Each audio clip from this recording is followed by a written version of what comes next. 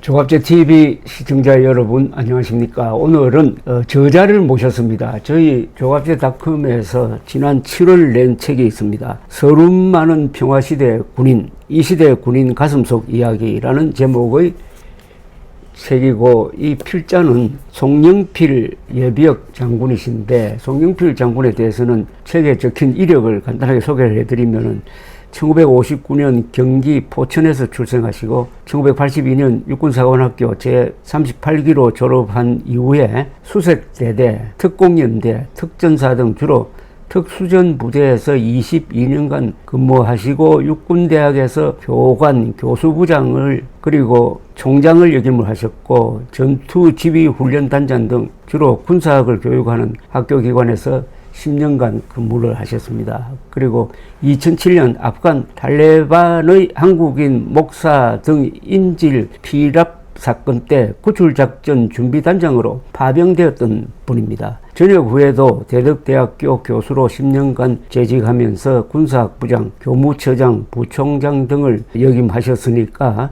군복을 입고 계셨던 시간이 36년, 그리고 그 후에 10년도 군사학과 관련된 부분에서 종사하셨으니까 합쳐서 46년, 근 반세기 동안 군대에 몸담으시고 군대가 뭐냐 하는 것을 이렇게 추구하셨던 분이 낸 책입니다. 우리 송영필 장군님에게 경의를 표하지 않을 수 없는 것은 이 책의 첫 번째 독자로서 정말 유익하고 또 재미있는 책입니다. 감사합니다. 이렇게 나와주셔서. 예, 제가 더 감사합니다. 우선 이 책이 나온 이후에 뭐 읽은 사람들로부터 어떤 반응이라든지 이런 게 있었습니까? 제가 이제 아무래도 특수부대 이런 데 근무하고 그러다 보니까 특히 이제 그런 부대 근무했던 후배들한테서 읽어보고 많은 뭐 얘기를 해주는데, 속속히 그런 생활을 했던 사람만 느낄 수 있는 그런 내용들을 가감없이 이렇게 솔직 담백하게 써줘서 고맙다. 그런 얘기가 있었고, 또 제가 학기 기간에 있었기 때문에 또 학기 기간에 있던 후배들이 보고는 책에 다 표현하지 못하는 그런 군사적인 그런 내용들이 있습니다. 그런 것들은 이제 제가 느낀 거를 기술해 줬더니 보면서 다시 한번 이제 뭐 깨우칠 수 있었다든가요. 뭐 그런 점이 있었습니다.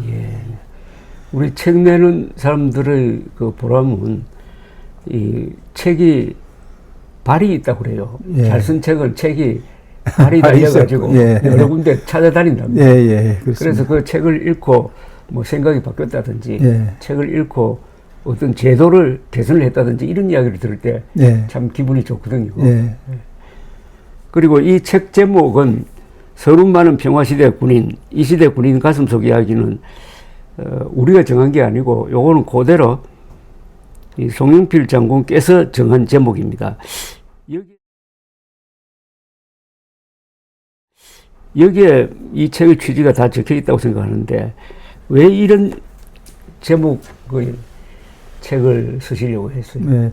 처음엔 그런 서로 뭐 이렇게 하니까 조금 망설였습니다. 뭐 이렇게 부정적인 이미지도 있을 수 있고 그랬는데, 우리가 이제 서름이라는 것은 내가 그렇게 노력한 만큼, 내가 기대한 만큼 쉽게 해서 주변에서 알아주지 못할 때 오는 그 원망이라든가 뭐 슬픔, 아쉬움 이런 것들입니다. 그래서 제가 군 생활하면서 제가 처음에 초심을 갖고 군에 왔을 때 느낌이 그대로 전역할 때도 유지가 되고 그랬으면 좋았을 텐데 그러지 못한 점이 있고, 또 그리고 제 나름대로 우리 대표님들 말씀하시지만 우리 군인이라는 게 또 우리 근대사에 큰 역할을 했는데, 뭐 건국할 때뿐만 아니라 6.25 전쟁을 통해서 나라를 지키고 또 군대와에도 엄청 노력을 많이 했는데, 지금 현재 와서는 군 간부로 장교뿐만 아니라 부사관도 지원하지 않는 그런 실정이고, 군에 아주 참 뭐라 그럴까 이렇게 그런 어려운 입장에 처해 있습니다. 그러다 보니까 거기에 대한 서름도 있고, 그래서 그리고 또 저 개인적으로 우리 군이 전쟁을 안 하다 보니까 좀 이렇게 문약해진다 할까, 좀 이렇게 행정적인 군대로 가는 거에 대한 어떤 나름대로 아쉬움 같은 거, 그런 것들을 그대로 적어서 후배들이 다시 한번 볼 수 있도록 그런 마음 제목을 정했습니다. 지금 말씀하신 중에 나왔으니까 그걸 우선 여쭤보고 싶은데, 최근 보도에 따르면은 육군사관학교를 졸업하고 장교가 되겠다는 사람이 뭐 3분의 1밖에 안 된다는 졸업 정원에 70%가 안 된다고 그럽니다. 뭐 67% 뭐 이렇게 얘기를 들었습니다. 아니, 그럴 수가 있습니까? 사관학교를 졸업하면 자동적으로 장교되는 건 아닙니까? 근데 이제 세상이 우리가 이제 통상 그 세속에서 부라든가 예. 명예라든가 권력 뭐 이런 걸 추구하고 사람이 자기 욕심으로 살지 않겠습니까? 예.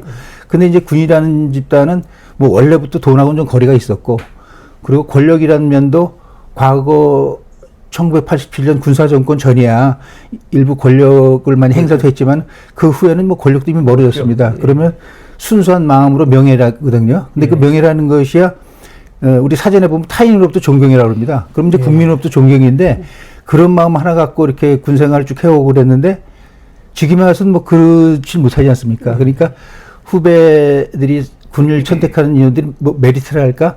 어떤 자기 꿈을 실현할 수 있는 곳이 아니고 또 그렇다고 해서 군 생활 자체가 이렇게 안정적이고 그러지 못합니다. 아시다시피. 그렇죠. 예, 그러다 보니까 이사를 많이 다녀야 되죠. 일단 이사도 많이 다니고 자식 교육도 어렵고 또 이사 다닌다는 게 단순하게 이사만 아니라 거기서 오는 스트레스가 많지 않습니까? 사람을 다시 상대해야 되는 뭐 여러 가지 있다 보니까 후배들이 지원 안 하는 것 같습니다. 그래서 그거는 참 마음 아픕니다. 아니 그러면은 예.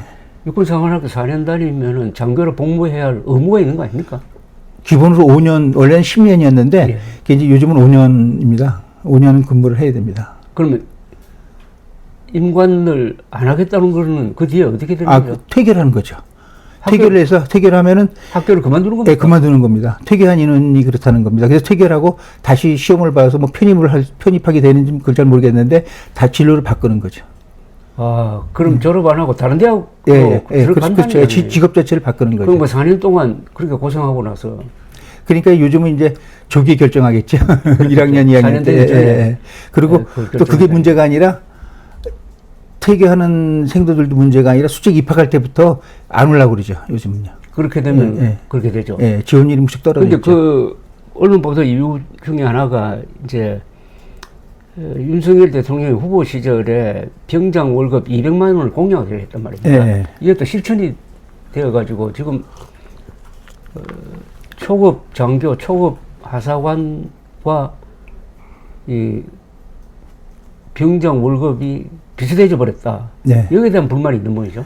거기에 대한 불만도 있는 건 사실입니다. 왜냐면 당장 뭐 돈이라는 건 자기 생활을 윤택해 주는 것이니까 그리고 남과 비교할 수 있는 요소고 그러지만은 사실은 좀 깊게 들어가면은 육사든 뭐 해군사관학교, 공군사관학교, 삼사관학교 다 마찬가지지만 장교가 되는 인원들이 돈 때문에 군인 되는 건 아니거든요. 그렇죠. 예, 그래서 기본적으로 그건 아닌데 이제 사회적인 대우라든가 자기가 원했던 그런 가치관을 뭐 실현하고 뭐 그런 데 대한 그 괴리 같은 거 뭐 그런 게 더 크다 봐야 됩니다. 그래서 이 모든 거를 입학률이 저조하고 군생활의 회의를 이렇게 그만두고 그러고 돈으로만 보는데 그건 아닙니다. 예. 예, 근본적으로는 명예심이 그런 겁니다. 군을 선택한 사람이 무슨 자기 그렇죠. 생명을 바치는데 그렇죠. 돈을 갖고 하겠습니까? 그건 좋은 아닙니다. 말씀이에요. 예, 근데 이제 그런 시각으로 자꾸만 그걸 해결하려고 그러니까 안 되는 겁니다. 그 국회나 이런 데서 청문회 할 때 장군들을 데려다 모욕하고 정말 그 얼마나 그 사람들이 마음 아프겠습니까? 특히 최근에 그 계엄 사태 이후에 그런 일이 많았죠.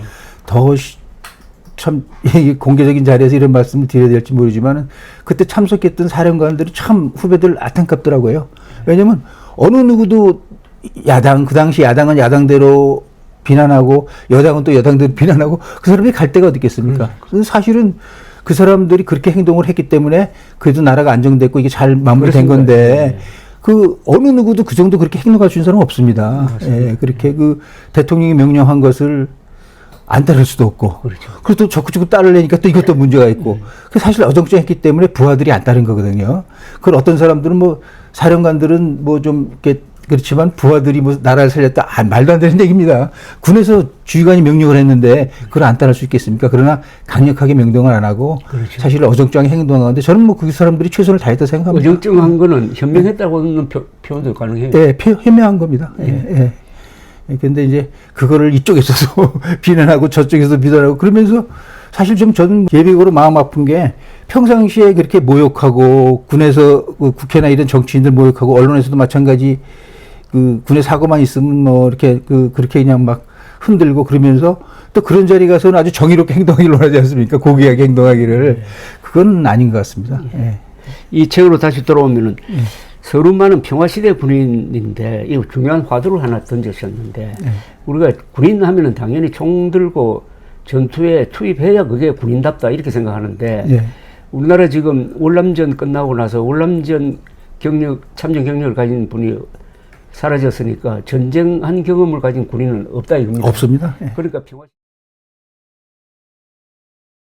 없습니다. 예. 그러니까 평화시대 군인인데 예. 평화시대 군인의 서름도 있겠지만 보람도 있을 것 아닙니까? 일단은 군인은 강군을 육성해서 전쟁이 일어나지 않도록 국가 안보를 튼튼히 하는 것이고요. 그리고 만약에 그게 실패해서 전쟁이 일어난다면 뭐 전쟁 승리하는 거 아니겠습니까? 그래서 그래도 어찌됐든 이런 군인이 국방을 지켜주고 또 한미동맹이라는 뭐 미군의 도움을 받았지만은 그걸 통해서 국가 안보면은 튼튼히 지켰기 때문에 국가 발전도 했고 우리가 선진국까지 갔고 또 이렇게 민주화도 했고 산업화도 했고 지금 뭐 선진국 문턱에 있는 거 아니겠습니까? 그렇죠.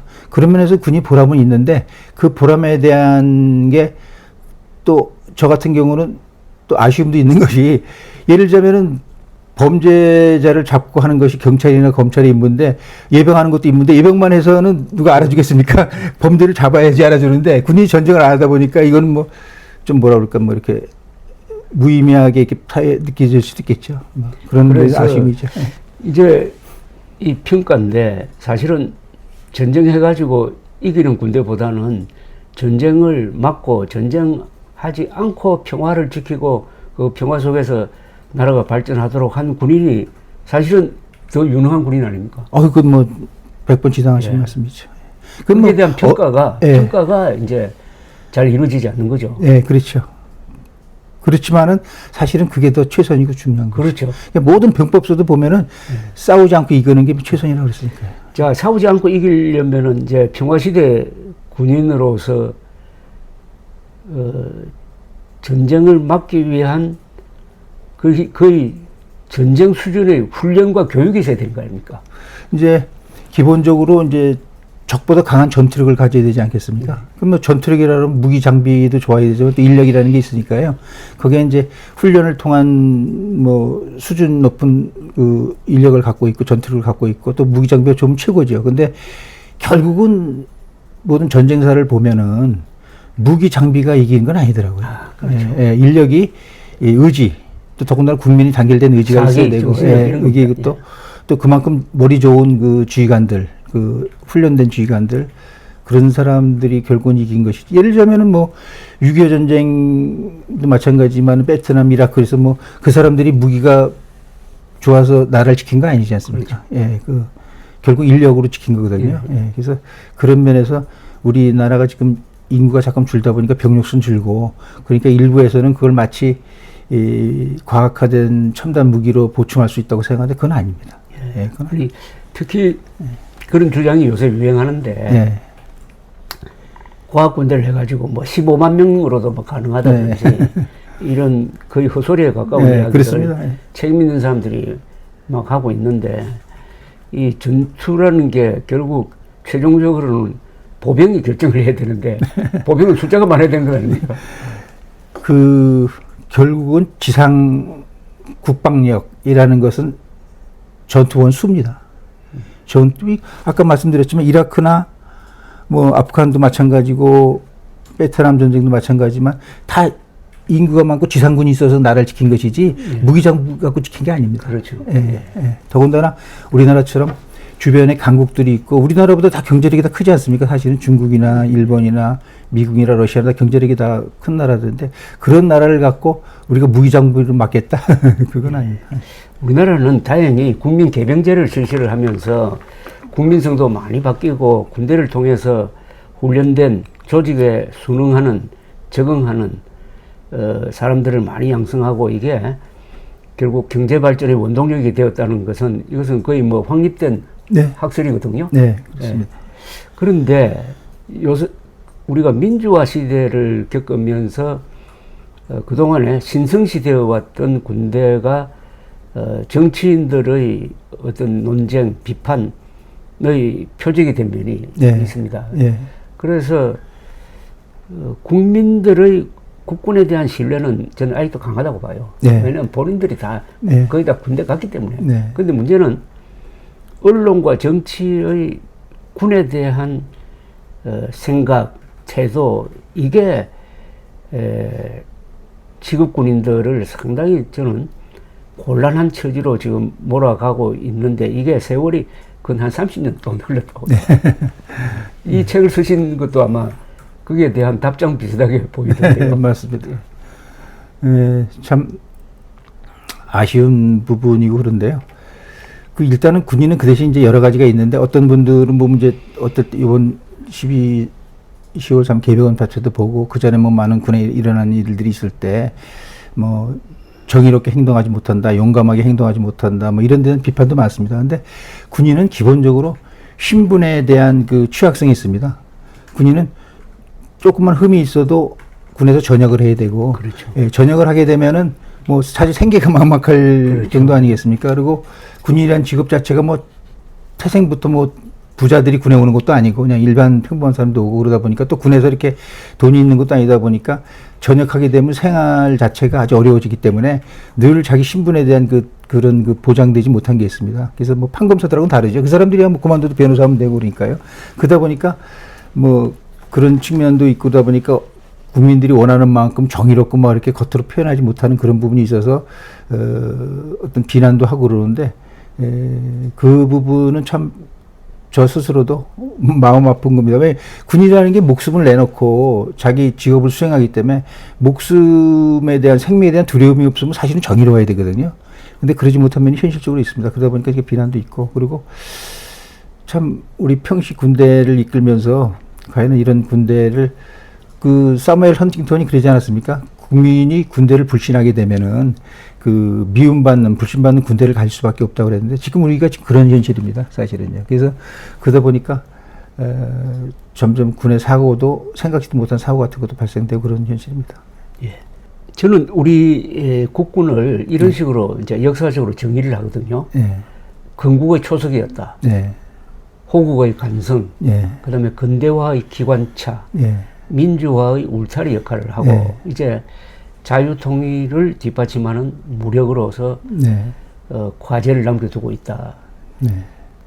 건국의 초석, 호국의 간성, 근대화의 기관차, 민주화의 울타리 역할을 해가지고 나라를 선진국으로 만든 군대는 20세기 역사에서 저는 한국군과 이스라엘 군대밖에 없다고 생각해요. 네.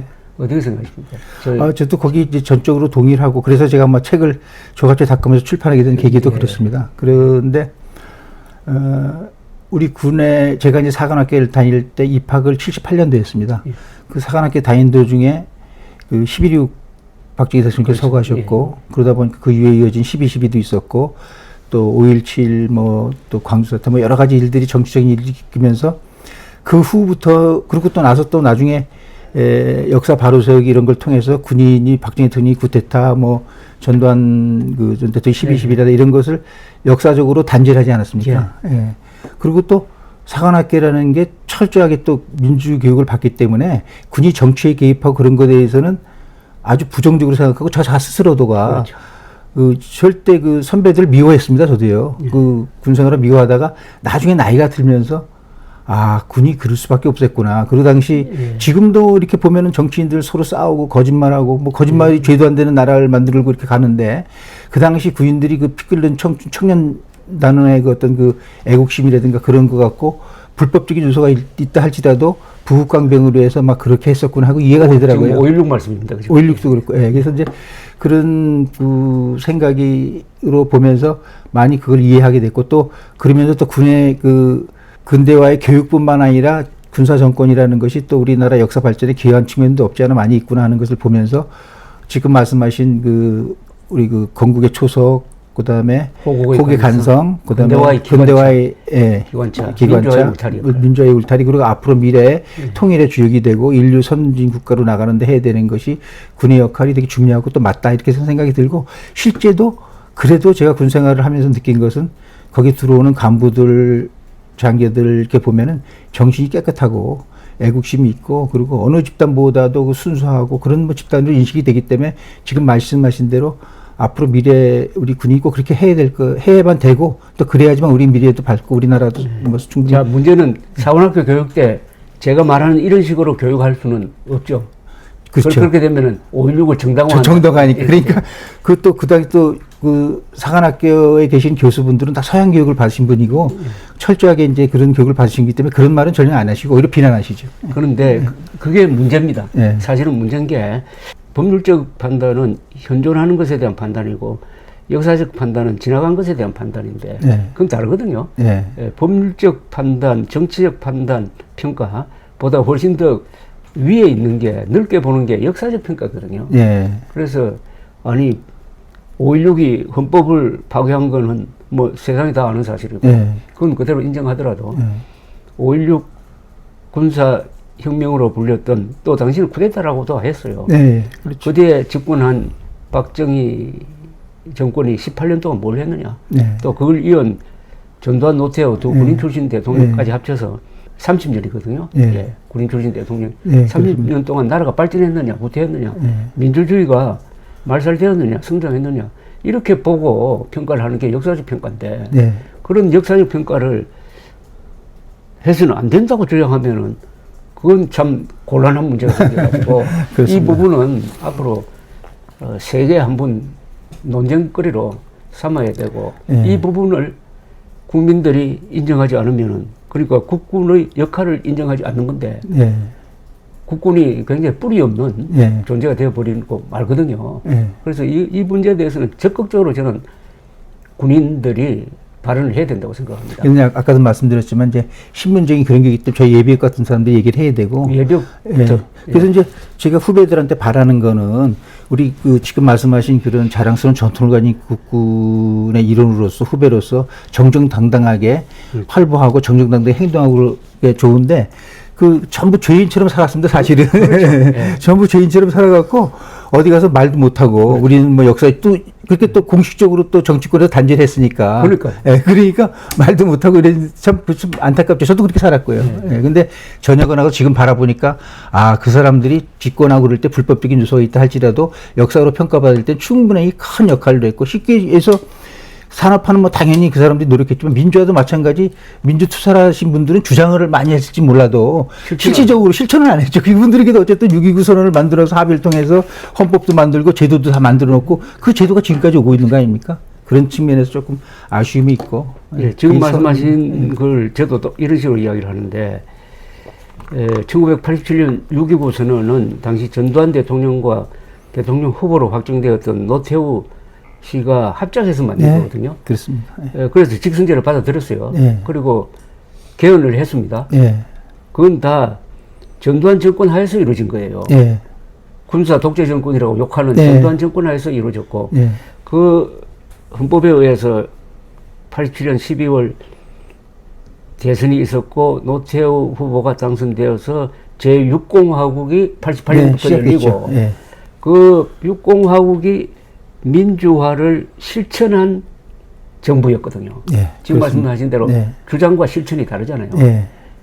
실천했다는 거. 그러면은 결국은 전두환, 노태우 두 사람은 민주주의를 말살한 게 아니라 제6공화국을 이은 민주화로 가는 데 있어서 결정적인 역할을 한 분입니다. 이건 역사적 평가가 아니라 사실로 확정돼야 될 사실인데. 제가 그거를 그 노태우 대통령 퇴임하실 때 하루 전날 제가 청와대 경호실에 근무를 했었습니다. 그때 노태우 대통령이 이제 그 청와대 내에서 근무하던 경호실 근무하던 군인들을 좀 모아서 퇴임변을 말씀을 하셨습니다. 그때 제가 생생히 들었습니다. 이렇게 말씀하시더라고요. 나는 집권하면서부터 그동안 우리 군사정권이 부국강병을 해서 이렇게 정치권에 나왔는데 이제는 나로서 끝내야 된다.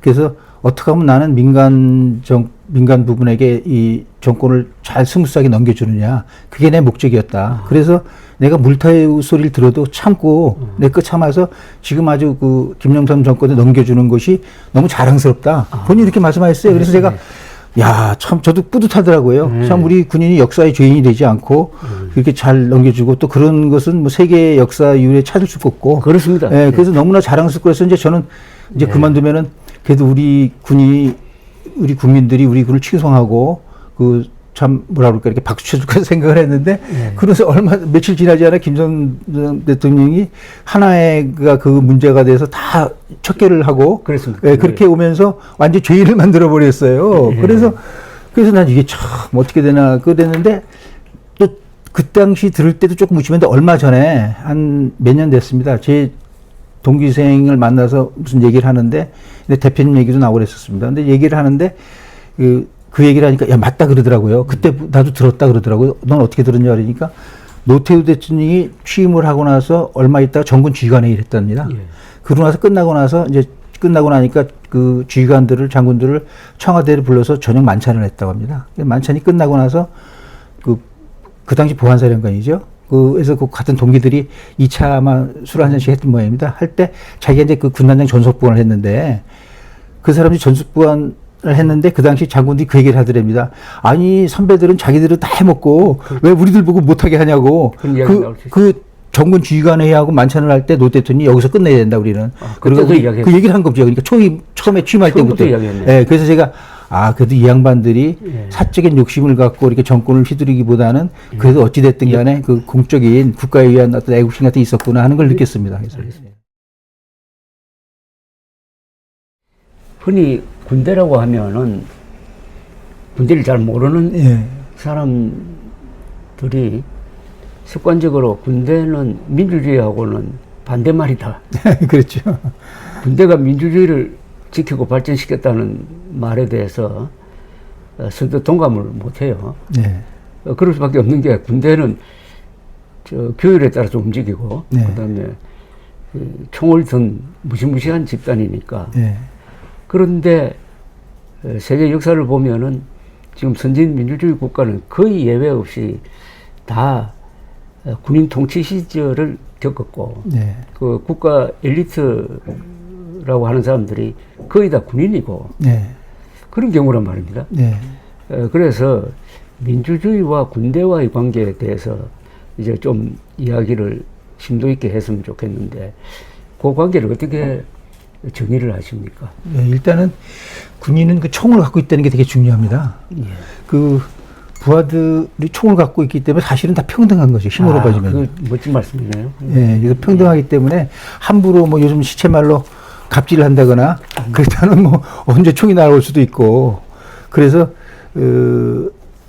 합리적인으로 행동할 수밖에 없고 그 상대방을 존중할 수밖에 없습니다. 그리고 사실은 아까 말씀하셨지만 그 민주주의라는 게 군에 가서 질서 배웠다는 게 사실 민주주의라는 게 질서 아니겠습니까? 그렇죠. 질서를 잘 지키는 것이 민주주의인데 그리고 또 군인에 있어서 그 의사결정이라는 것은 뭐 전쟁이라는 것을 통상 군인들이 이제 주 임무인데 국가 존망이 달려 있는 거 아닙니까? 손잡고에서 그랬지 않습니까? 그런데 그렇게 함부로 결정할 수 없는 거거든요. 그러다 보니까 철저하게 그 참모를 통해서 의견들을 다 듣고 분석을 해서 결정을 하고 단지 이제 결정되고 난 다음에는 신속하게 추진해야 되겠죠. 그건 뭐 그러면 그 대신 그 전에 다 분석이 됐고 이렇게 의사결정이 된 거니까 신속하게 추진해도 문제가 없죠. 그러나 일부 사람들이 그런 걸 보면서 뭐 밀어붙인다, 비민주적이다 이렇게 얘기를 하는데 사실은 민주적이고요. 그리고 아까 말씀드린 그 총을 가졌다는 것이 큰 의미를 갖는 게 또 총을 가진 사람들은 자기 스스로가 심판관도 될 수 있는 겁니다.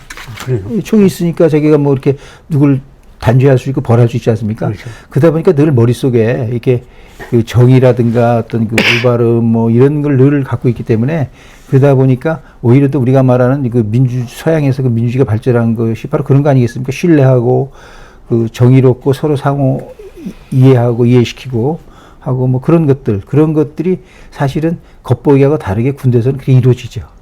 예, 그렇습니다. 지금 말씀 들으니까 딱 정리가 되네요. 일종의 총의 윤리입니다. 그렇죠. 총의 논리, 총의 윤리. 옛날로는 칼이고.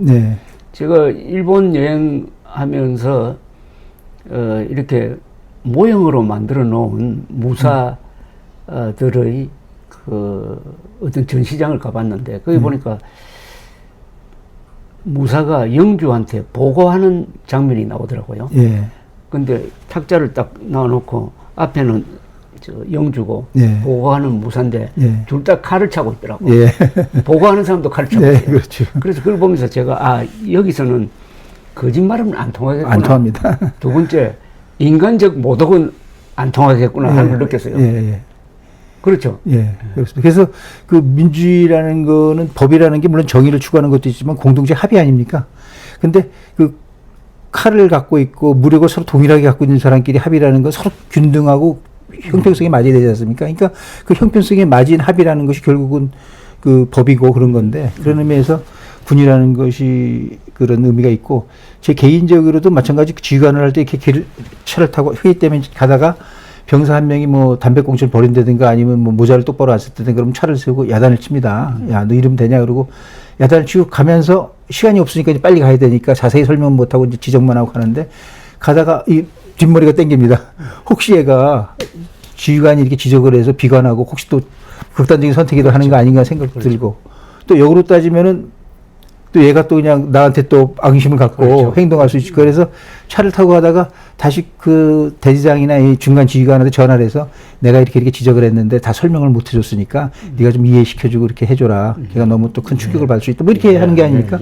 이런 것이 상대방을 배려하는 것이 민주주의 기본이고 그걸 통해서 공동체 합의라는 법도 나오고 그래서 뭐 민주주의가 법치가 되는 건데 그런 것들이 이제 군대 가게 되면은 배우죠. 그래서 군대를 가면은 병사들이 큰 장점이 군대 갔다 온 사람과 안 갔다 온 사람 차이가 군대 가서 계급 사회를 경험함으로써 참는 걸 배웁니다. 참을성. 네, 참을성을 배우고 그리고 또 하나 이제 군에 가서 배우는 것이 아주 다양한 사람이 있다는 거. 그렇죠. 각도에서 온 사람들 있어 다양성을 배우고. 그래서 이게 결국은 사회를 구성하고 사회인으로서 정상적인 조직을 끌어나가는 기본이거든요. 그렇죠. 참을성과 다양성을 인정하는 거. 뭐 그런 의미에서 군이 큰 역할을 했죠. 사실. 그러니까 이것의 출발점은 총을 가졌다는 거죠. 예. 사람이 총을 가지고 자기를 죽일 수도 있고 남을 죽일 수 있는 무기를 가지면은 책임감을 갖게 되고 신중하게 되고 생각은 합리적으로 되고 그리고 거짓이라든가 불명예 이런 거는 거짓말 그리고 인간적인 모욕 이게 다 민주주의의 토양이죠. 그렇습니다. 그렇죠. 교양, 토양 민주주의의 토양이고 민주시민으로서의 교양이고 또 이걸 양성하는 군대란 조직은 제가 항상 이야기하는 건데 그 큰 대자로 써야 된다. 군대란 대학. 대학이고 여기서 지금도 20만 명이 들어가고 매년 20만 명이 나오고 하는 조직을 우리가 갖고 있다는 것은 얼마나 큰 다행이고 또 이 조직 덕분에 대한민국의 산업화와 민주화가 원동력이 됐죠. 만들어졌다는 거. 이 사실을 부정하는 사람은 정말 나쁜 사람입니다. 사실은, 하고. 사실은 그 국민들의 힘이라는 게 거기서 나온 거죠. 사실은요. 가서 그 군에 가서 그런 걸 배우고 사회화가 돼서 나오고 뭐 그런 것들이 그리고 또 과거에는 또 군이 선진 발전된 그런 나라이기 때문에 가서 기술도 배우고 그렇죠. 그래서 와서 많이 기여한 건 사실이죠. 그렇죠. 저는 이런 이야기를 하거든요. 이스라엘 사람하고 유대인은 달라요. 유대인은 2000년 동안 여기저기 구박받고 죽임을 당하고 나라도 못 세우고 그렇죠. 하니까 용감하지 못했다고요. 각자였죠. 각자였죠. 그러니까 단결을 못했거든요. 그런데 이스라엘이라는 나라를 세우는 과정에서 또 지키는 과정에서 유대인들이 바뀌어져 버린 거예요. 새로운 국민성을 갖게 됐어요. 그것은 국가와 군대를 통해서 이렇게 용맹한 이스라엘 사람들이 만들어진 거거든요. 그러니까 국가가 문약한 유대인을 강인한 이스라엘 사람으로 바꾼 거죠. 그러니까 국가를 만들면서 그렇죠. 네이션 빌딩을 하면서 국민들이 바뀐 거죠. 그 군대라는 게 있었기 때문에. 그러니까 우리나라도 비슷하다고 봐야 되는 거 아닙니까? 그렇죠. 조선조의 그 문약한 성격을 대한민국 사람들의 강인한 성격으로 바꿔준 그 매개가 군대였다. 군대와 국가였다는 거. 그 해방 45년 해방 후에 48년 건국되기 전에부터도 그 국방경비대라는 것이 있음으로써 그렇죠. 또 그리고 출신들은 달랐지만 만군 출신, 일본군 출신 뭐 다 달랐지만 그들이 와서 국가를 건국하는데 이바지를 했죠. 그래서 초석이라고 말씀하셨는데 근데 이제 그리고 또 6.25 전쟁을 통해서 더욱더 이제 확실하게 그 네이션 빌딩이 된 거죠. 국가라는 것에 대한 어떤 그 근대 국가로서의 성장할 수 있는 바탕이 된 건데 사실은 세계 역사를 보더라도 결국은 군대 없는 국가는 없죠. 그렇죠. 그렇습니다. 그리고 지금 설명하는 데서 이제 빠진 부분이 하나 있다면은 군대는 기술 집단 아닙니까, 그죠? 전문 집단이죠, 기술 전문 집단. 기술 집단. 그렇습니다. 전문 집단에서 조금 더 좁게 들어가면은 테크노크라트죠. 과학 기술 집단 아닙니까? 맞습니다. 과학 기술의 정수가 무기니까. 그 군대가 발전된 나라는 당연히 과학기술이 발달할 수밖에 없죠. 미국이 그렇지 않습니까? 그렇죠. 무기가 선돌해서 과학이 쫓아가지 않습니까? 또 소프트웨어도 마찬가지로 뭐 그 해군 같은 경우를 통해서 수송 같은 거 어떻게 할 것인지 뭐 그런 것들이 다 거기서 나왔거든요. 제도가요. 그러니까 전쟁에서 이기려면은 군인은 용감해야 되고 무기는 좋아야 되고 이게 두 개가 같이 있어야 되는데 조선조가 4대 주자학적 통치 원리를 받아들이면서 4대주의적 외교 안보 정책을 펴다가 보니까 상비군을 많이 유지할 필요가 없었습니다. 예. 그러니까 편한 건 편한 거죠. 예. 근데 어떤 이제 문제가 생겼느냐 하면은 상비군을 유지할 필요가 없으니까 상비군을 뒷받침하는 경제와 과학 기술을 굳이 발전시켜야 되겠다는 그 동기도 없어진 거예요. 맞습니다. 예. 그래서 안보, 경제, 과학 기술이 같이 쇠락했지 않습니까? 예. 반대로 1968년 1.1 청와대 기습 사건을 계기로 해가지고 박 대통령이 자주국방력을 건설한다. 네, 그렇죠. 하니까 자주국방력이 말로만 되느냐? 그걸 뒷받침하는 산업이 있어야 된다고 찾다 보니까 그게 중화학공업이 됐죠. 그래서 결국은 무기 공장을 바로 만든 게 아니라 중화학공업 육성함으로 해서 언제든지 무기를 생산할 수 있게끔 중화학공업을 건설하려다 보니까 노동자의 질이 높아져야 된다. 그 다음에 이제 이 기능공 교육을 열심히 했습니다. 그렇죠. 그 당시 교육으로 연결됐어요. 그 당시 그래서 지금 민노총 사람들이 그때 이 양성한 기능공 저 후배들이거든. 네. 그래서 하나를 딱 잡아서 딱 끌면은 다른 여러 가지가 종합적으로 끌려 나오는 게 이 군대인 것 같아요.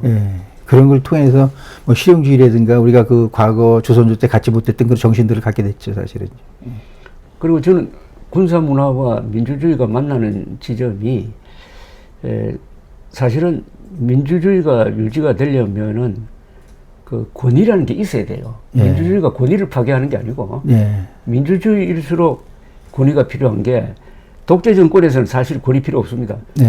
그 폭력 수단이 있으니까. 그럼 민주주의는 설득을 통해서 하니까 그 권위가 있어야 되고 그 권위는 도덕성에서 나오는 것이고 그것은 지도층에 대한 신뢰에서 나오는 것이고 그건 지도층이 솔선수범해야 되거든요. 솔선수범이죠. 그렇죠. 이 솔선수범은 바로 군사 문화의 가장 중요한 덕목 아닙니까?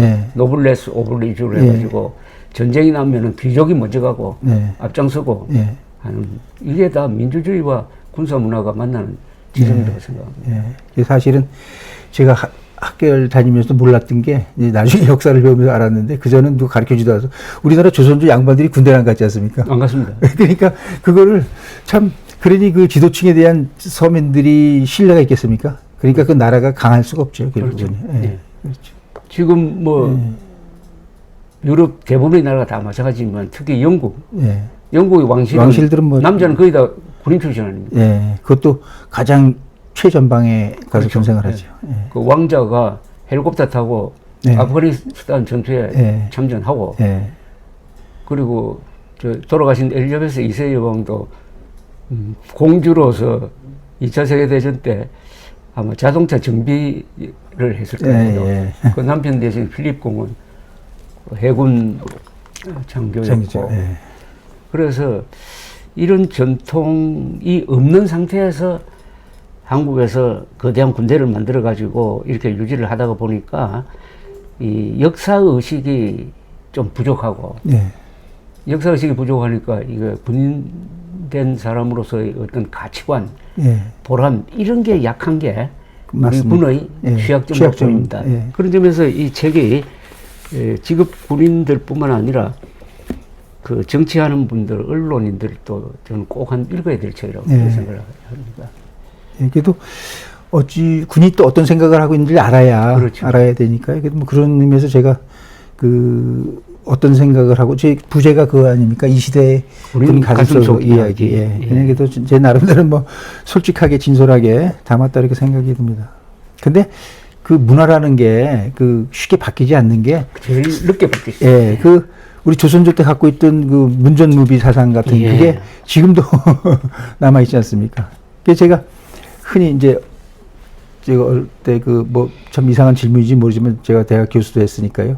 저를 장군이라고 부르지 않고 교수로 부릅니다. 사람들이. 그러니까 교수를 더 우대하는 거죠. 그러니까 저를 송 장군 이렇게 안 하고 송 교수 그러면 심지어는 군 출신 예비역들도 그렇게 저한테 얘기를 하네요. 그러니 참 그게 우리 그 뭐 뼛속 깊게 박힌 우리나라 사람 그전까지 문약해질 수밖에 없었죠, 사실.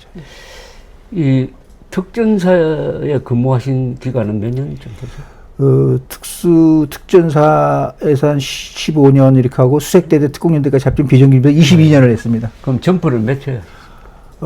저는 이제 스카이다이빙 고공 점프를 했습니다. 그래서 한 100여 회 했습니다. 예. 그 고공 점프라면 몇 미터? 최소한 기본은 12,500피트에서 3,000m. 그렇죠. 3,000 한 4,000 되죠. 예. 거기서 이제 이제 더 되죠. 12,500피트. 예, 그렇죠. 예. 12,500피트에서 하는 게 기본이고, 그거는 이제 은밀 침투를 위해서 군에서 적지에 특수부대라는 게 되게 적진에 은밀히 들어가서 적 후방지에서 활동하는 게 특수부대 임무니까요. 그러다 보니까 침투 수단으로서 이제 고공을 하고, 무슨 스쿠버 물속으로 침투하고, 뭐 산하로 침투하고 뭐 그런 건데, 제가 중2 때 이제 그 미국 그 포트 블랙 가서 그 훈련을 받고, 그때부터 이제 그 교관을 하고, 그리고 이제 특수부대 발을 넣어서 한 22년 했습니다. 예. 보통 사병들이 하는 것은 저공 그냥 일반 강하죠. 그거는 한 몇 미터에서? 그거는 1000피트죠. 한 300m. 300m. 예. 그거는 저 헬리콥터에서 아니죠. 그냥 그것도 일반 비행기에서 많이 비행기에서 하는데, 원래는 적지에 들어가려면 비행기가 들어가지 헬기가 들어가긴 좀 어렵거든요, 사실은요. 예, 그렇기 때문에 비행기가 들어가는데, 이제 훈련은 거기 헬기에서 하나 여기서 하나 큰 문제가 없으니까. 근데 헬기에서는 통상 그 일반 강을 안 하고 그 수송기에서 일반 강을 합니다. 그렇죠. 예, 수송기에서 합니다. 수송기에서 하고요. 그 우리가 흔히 얘기하는 MC-130이라는 비행기 있지 않습니까? 그 이제 그 적의 레이더 방어를 회피할 수 있는 능력을 갖고 있으니까, 이제 원래는 그 비행기만이 적지에 들어갈 수 있지 일반 수송기는 못 들어갑니다. 그거는 사실은 미국이 잘 안 파는 비행기입니다.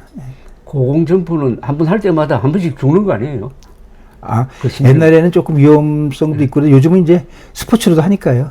근데 이제 단지 인간이기 때문에 뛸 때마다 두려움이라든가 죽음에 대한 두려움은 누구나 갖죠. 그렇죠. 거기서 착지하는데 몇 분 걸립니까? 프리폴만 한 40초 정도, 공중에서 낙하산 안 피고 떨어지는 데만 한 40초 정도. 그러다가 이제 밑에 와서 3,000피트, 3,500피트 정도에서 이제 낙하산을 핍니다. 그리고 이제 착지를 하게 되는데, 프리폴만 자유낙하하는 것만 한 40초 정도 한다고. 그때는 무슨 생각합니까? 처음에 할 때는 이제, 아이고, 낙하산이 잘 펴져야 되는데, 이제 예비라가 이제 필 때 그 생각을 하는데, 좀 하다 보면 이제 조금 즐기기도 하고. 구경도 하고. 좀 그렇고 이제 하고, 아주 상쾌하죠. 새로운 세상이니까요. 보는, 그리고 이게 공기가 막 세차게 스쳐가는 이런 느낌도 좋겠네. 이렇게 차량을 한 130km 이렇게 하면서 창문 열고 밖에 손을 내밀었을 때 그 느낌이죠. 바람이 오는 게요. 그 떨어지는 낙하 속도도 한 150km 될 겁니다. 시속 150km. 그러니까 이제. 근데 그러다가 한 1000m 상공에서 쫙 펴졌을 때 그 반동으로 쫙 올라가죠. 올라간 느낌인데 사실은 올라가는 건 아니고요. 그 느낌만 이제 상대적으로 올라가는 느낌을 갖죠. 빨리 떨어지다가 안 떨어지니까 정지되니까 이제 올라가는 느낌을 갖죠. 그러니까 군인의 멋이 여러 가지 게 있겠지만 또 일반 스포츠로서는 우리나라는 거의 불가능하지 않습니까? 그 스카이다이빙 하는 게. 근데 군인은 또 그런 면에서는 또 그 뭐 스카이다이빙도 가르쳐주고 스쿠버도 가르쳐주고 그러니까 또 그런 또 군인의 매력이 있습니다. 그리고 1988년 9월 17일 서울올림픽 개막식 때 고공 낙하했죠. 그렇습니다. 그때 한국 사람이 한 겁니까? 한국 사람이 한 거죠. 그때 한국 사람이 했는데 아마 저도 그 당시에 근데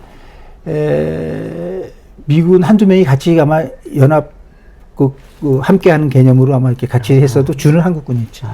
그 특전사에서 했군요. 특전사였죠. 그 국군의 날이라든지 뭐 태권도 시범 이런 거 대개 다 특전사 출신들이 하죠. 그때 올림픽 개막식 때 왜 태권도 격파 장면 있었잖아요. 그또 특전사에서 한 거예요. 특전사에서. 근데 이제 그럴 때마다 군민의 화합 이런 차원에서 뭐 학생들 이제 몇 명 한 1000명 정도 그 멤버가 1000명 정도 됩니다. 그때 한 30-40명 수준에서 이제 학생들도 끼기도 하고 뭐 그렇습니다.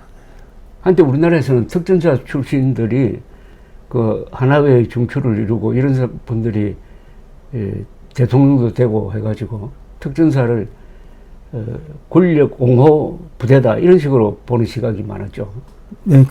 또 그런 면이 있죠. 또 그런 면이 없지 않아 있었고요. 광수사태 때도 특전사가 갔고 또 그리고 특전사 부대라는 것은 가볍지 않습니까? 가볍다는 게 이제 항상 쉽게 이동할 수 있고 그러다 보니까 그럴 때 이제 활용하기 좋은 부대였죠. 특전사는 하사관과 장교가 많죠. 대부분 80%는 간부로서 부사관하고 장교로 구성됐다고 봐야 됩니다. 근데 이제 제가 그 책에도 그런 내용들이 일부 있는데, 이 나쁘게 말하면은 단순하죠. 근데 제가 좀 책에 그런 내용이 이런 내용이 있습니다. 그 일개 팀이 한 10명 조금 더 됩니다. 근데 그 폭파 주특기를 가진 사람이 3명입니다. 부사관들이. 그 폭파 주특기라는 게 뭐냐면은 적지에 들어가서 뭐 교량을 폭파하든 뭐 건물을 폭파하든 그 계산을 해야 되지 않습니까? 그러니까 계산도 해야 되고 거기에만 폭약도 맞게끔 아주 그 크리티컬하고 또 취약한 부분에 설치해 준 폭약도 적게 들어가니까요. 그러니까 수학적인 능력이 좀 있어야 됩니다.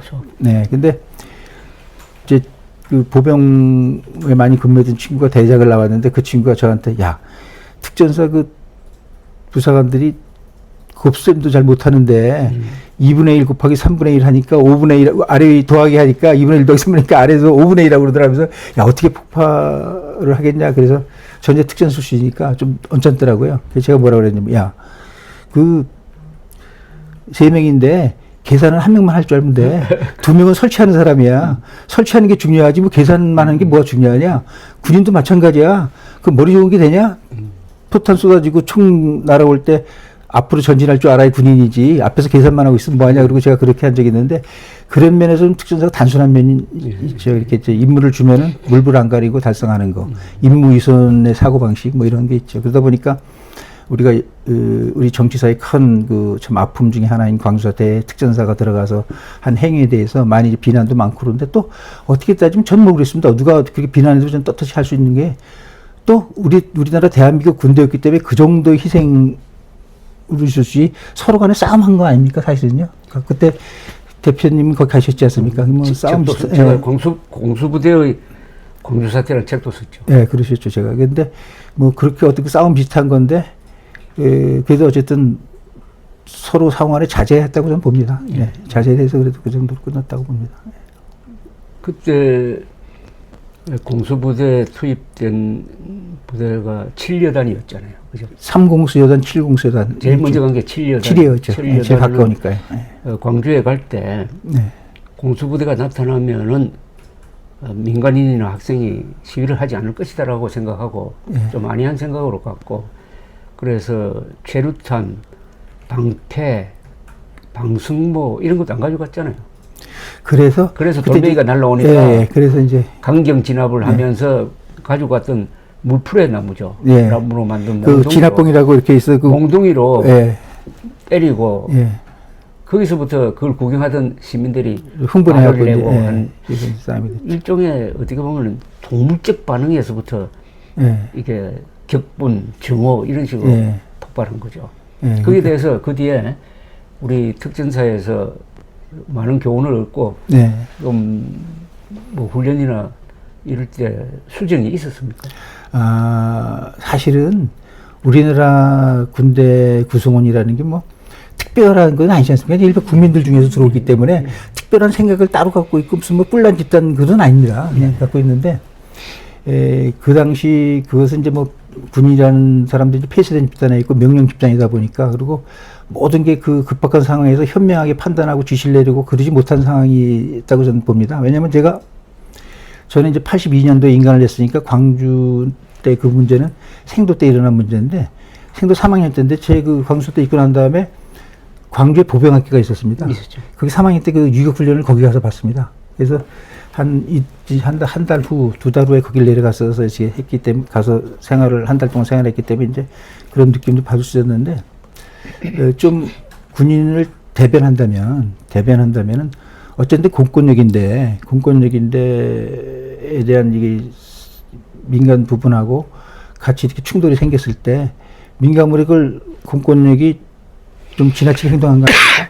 그러다 보니까 그걸 받아들이지 않았지 않습니까, 사실은. 그래서 이제 서로 됐는데, 나중에 제가 그러고 나서 이제 특전사의 위관장교 때부터 있으면서 거기 참가했던 그런 부사관들을 통해서 얘기를 많이 들었습니다. 그래서 제 나름대로 이제 이 결론을 내린 게 거기 참석했던 사람들은 그거에 대해서 크게 정치적인 거나 이런 거 생각을 못 했고, 그냥 윗사람이 시켰으니까 임무에 대해서 임무를 달성하려고 했고, 그 임무를 다루는 과정에서 충돌이 생기다 보니까 싸움을 한 것 같더라고요. 제가 보니까요. 서로 간에 살기 위해서 싸움을 한 뭐 그런 느낌으로 받아들였습니다. 그래서 그걸, 그때 그 밑에 있던 사람들은 거기에 대해서 이렇게 깊게 생각 안 했던 것 같고, 근데 이제 저건 하나 있습니다. 제가 갔을 때 그 당시도 계속 그 학생들이 데모가 많고 그러다 보니까 특전사는 뭐 데모 임무 자체가 평상시에 데모를 진압하는 그런 임무를 갖고 있습니다. 그러다 보니까 훈련하는데 제일 많이 하는 훈련이 뭐냐면은 이렇게 방석망 같은 거 쓰고 이렇게 충정봉이라고 그러는데 그 진압봉이에요. 그걸 들고 길에 대열을 딱 막게 서 있다가 호각을 탁 불면 쫙 흩어지는 훈련을 합니다. 그걸 왜 하냐면은 그 당시 화물 트럭, 버스 그렇죠. 이렇게 순간적으로 질려오니까 그렇죠. 이 사람들이 피하는 훈련을 하는 겁니다. 이게 호각을 보면 쫙 피하는데 최초 사상자가 아마 거기서 났을 겁니다. 맞습니다. 예, 그러니까 이제 그때 그 사상자가 났다고 봤을 때 그 군인들이 대처하는 것이 참 폭력가인 집단을 과연 어떻게 대처를 해서 그것도 참을 수 있고 못하게끔 하는 게 최선이겠죠. 그런 이제 그게 잘 안 되지 않습니까? 인간이다 보니까. 예, 지금 말씀하시는 게 5월 21일 예, 아마 정오 무렵에 전남도청을 지키던 예, 그게 아마 11 여단이었을 거예요. 예. 여단 그리고 운전병이 아마 대처하고 있다가 예. 저 시민 쪽에서 차를 몰고 덮쳤죠. 그래서 네. 깔려가지고 현장에서 한 사람 죽었을 겁니다. 대대장 운전병인데 그 당시 운전병들은 병사가 아니라 부사관이었습니다. 그래 하여튼 특사를 예, 했어요. 예, 그러니까 예. 그때 한 클립 정도 저 총알이 배부됐는데 예. 장교들이 예. 그때 사병한테는 지급이 안 됐을 겁니다. 안 됐을 예, 거고 예. 장교한테는 지급된 상태에서 대응 사격을 했어요. 예. 그게 시작입니다. 시작이죠. 그게 시작. 이렇게 충돌의 그 예. 무기 갖고 충돌한 시작이. 그게 시작입니다. 그래서 아주 그거는 광주 사태에 대해서는 그 뒤에 발포 명령자를 뭐 색출한다고 아무리 조사를 해봐도 발포 명령자는 없어요. 예. 그리고 아무도 처벌 안 받았습니다. 예. 그래서 이 순간적인 대응 사격으로부터 시작되었고 예. 나중에는 그쪽에서 또 사격이 오고 하니까 총격전으로 바뀌어버린 거죠. 예. 예, 참 우리 역사에 참 가슴 아픈 부분이죠. 예. 그래서 이제 그게 특전사가 그렇게 해서 그 부마 사태 때는 갔더니 시민들이 그냥 이렇게 다 이렇게 쉽게 해서 조용했는데 광주에서는 그러지 않고 대낮에 그 민간하고 접촉이 있으면서 학생들이 쉽게 해서 뭐 피도 흘리고 막 그러다 보니까 군중들이 흥분해서 그게 이제 격화돼서 사실 크게 번진 사건 아닙니까? 근데 오늘 제가 부마 사태도 취재했잖아요. 예. 그때 부산에서 기자 생활을 했는데 예. 그때 공수부대가 투입됐다고 3여단이 상공수죠. 예. 3여단 박희도 예. 여단장인데 이 사람들이 민간인들을 아무나 지나가는 아무나 불러가지고 거기서 패고 해가지고 원성이 자자했어요. 예. 아니 민심이 예. 아니 우리가 아는 군인은 예. 그래도 국민을 지키는 군인이었는데 네. 이 군인은 도대체 무슨 군대냐 네. 해가지고 그때 아주 흉흉했습니다. 네. 다만 죽은 사람은 없어요. 예. 근데 이걸 저는 공수부대가 예. 교훈을 잘못 받았다고 생각해요. 네. 이렇게 잔인하게 하니까 진압이 되더라. 네. 광주에서도 그렇게 하면 된다라고 생각했을지 모릅니다. 네. 그럴 가능성이 있죠. 그리고 또 그랬기 때문에 또 그 공수부대를 투입을 했고요. 위에서. 그렇죠. 예. 그래서 절대 성공적인 게 아니었어요. 예. 그래서 하도 언론사에 항의하는 전화가 많이 와요. 왜 이런 거 기사 안 쓰느냐고. 예. 그래도 진압을 하더라도 그게 좀 이성적인 뭐가 있어야 될 것 아닙니까? 네. 그러니까 특전사가 이성을 상실하는 현장을 제가 봤어요. 네. 근데 이제 그게 우리 특전사의 그 부사관으로 구성된 그 특전사 인원들의 단점이고, 그렇죠. 또 한편으로는 또 전시엔 또 그게 또 장점이 될 수, 장점이 될 수 있고, 그러니까 참 그게 그렇습니다.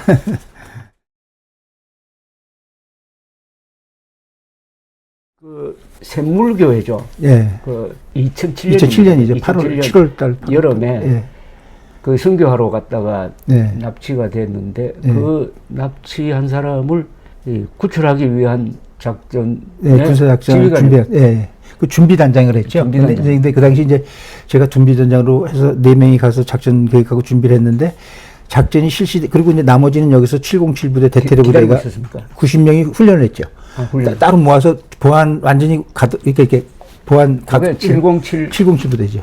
요번에 그 이번에, 12월 3일 뭐 했던 그래서 국회에 들어갔던 부대요. 707 부대의 상급 저 부대는 무슨 부대입니까? 바로 특전사령부 예하 직할이 부대입니다. 특전사령부 직할이 예, 707입니다. 예. 그게 대대입니까? 그게 대대급인데 그 당시는 대대급인데도 다른 대대보다는 크죠. 2개 대대급 정도로 인원이 많죠. 예, 그런 부대입니다. 그래서 그들이 훈련하고 저는 들어가서 이제 준비단장으로서 계획 세우고 뭐 이런 거 쉽게 해서 이제 선발대 개념으로 했고 그렇습니까? 작전을 하게 되면 제가 이제 지휘관 역할을 할 수 있도록 그렇게 했었죠. 그때 한 40일간 제가 가 있었죠. 그 카불에 예, 카불에 있었습니다. 예. 그때 거기 다산부대도 있었고 아이샤프라고 그래서 그 동맹 국가가 같이 한 30개 국가들이 그 사령부가 거기 있었어요. 예. 거기서 필요하면은 707 부대가 글로 갈 뻔했네요. 그렇죠. 가서 했는데 다행스럽게 어찌됐든 간에 두 목사님 한 분하고 일반 젊은 청년 한 분이 이렇게 돌아가셨는데 예, 그러고 나서는 희생은 없었고 뭐 협상이 됐든 어쨌든 하여간 뭐 그들이 풀어서 나왔죠. 참. 그때 아프가니스탄에 가셨을 때 이게 결국은 탈레반이 그때는 탈레반이 몰리고 있을 텐데 예. 탈레반이 언젠간 돌아오겠다는 생각은 안 하셨어요? 다시 정권을 다시 잡을 그런 생각은 못했고 뭐 하여간 이제 종교적인 문제도 나오고 그러지 않습니까? 이런 문제에 대해서 이제 이렇게 사실 조금 무리했죠. 무리해서 가서 했다가 걔들이 그랬는데 사실은 그 탈레반 애들도 조금 이렇게 그 당시만 해도 조직이 이렇게 탄탄하지 못해서 자기들끼리 뭐 이쪽 그룹에서 뭐 서로 간에 이렇게 인지를 잡아서 뭐 이렇게 아주 정상적으로 딱 그 협상을 나서고 뭐 그러고도 아니었던 것 같아요. 이렇게 보면요. 저는 뭐 군사작전 준비하느냐고 협상 부분까지 깊숙이 안 들어가서 잘 모르겠지만은 하여간 조금 걔네들도 엉성했던 것 같아요. 좀요. 그래서 다행스럽게 두 분이 희생이 있었지만 하여간 이제 예. 근데 결국 2021년이죠. 미국이 탈레반 공세에 밀려서 손 떼고 나온 게 완전히 손 떼고 해가지고 그 아프가니스탄 전쟁이 근 20년에 걸쳐서 벌어졌지만 미국이 결국 져버렸잖아요. 미국이 참 강대국이 그런데 손 대다가 뛰고 나왔죠. 참. 그러니까 월남전도 그렇고요. 월남전의 교훈을 우리 군은 어떤 식으로 가르치는지 모르겠네요. 저희 이제 군 입장에서는 뭐 정치적인 국제관계 뭐 이런 측면보다는 이제 우리가 월남전을 통해서 전투 경험을 많이 쌓았죠. 사실은 월남전은 뭐 정규작전한 건 아니지 않습니까? 사실은 게릴라전하고 그래서도 그런 데서 많은 경험을 쌓기 때문에 그리고 또 그걸 통해서 우리 군도 많이 현대화됐고 그리고 또 민간 부분도 그를 통해서 대기업이 성장할 수 있는 어떤 씨앗이 됐다 할까요? 뭐 그런 거가 됐고 전투 자체로서는 정규전이 아니다 보니까 사실 이제 전투 사례별로도 우리 교육을 할 때 거의 비슷비슷했죠. 작전들이 밀리면서 이루어진 작전이니까요. 그랬고 또 어쨌든 뭐 우리가 이제 흔히 생각하는 거는 6.25 때 어쨌든 뭐 유엔이 도와줬고 미국이 주축이 도와줬으니까 우리가 거기 보답을 한 거고 그로 인해서 또 우리가 많은 혜택도 받고 뭐 그런 데 대한 인식 그리고 아까 말씀드린 전쟁을 함으로써 우리 군이 많은 경험을 갖고 있는 그런 생생한 어떤 그런 것들을 통해서 우리 군이 발전할 수 있는 계기가 됐다는 거 뭐 그런 겁니다. 근데 이제 전쟁 원리적인 면에서 평가를 하면은 1975년 4월에 월남이 망할 때 월남이 가지고 있었던 장비는 대단하다고 그래요. 그렇죠. 예. 그리고 그 앞에 2년 전에 1973년에 평화협정 맺었지 않습니까? 예.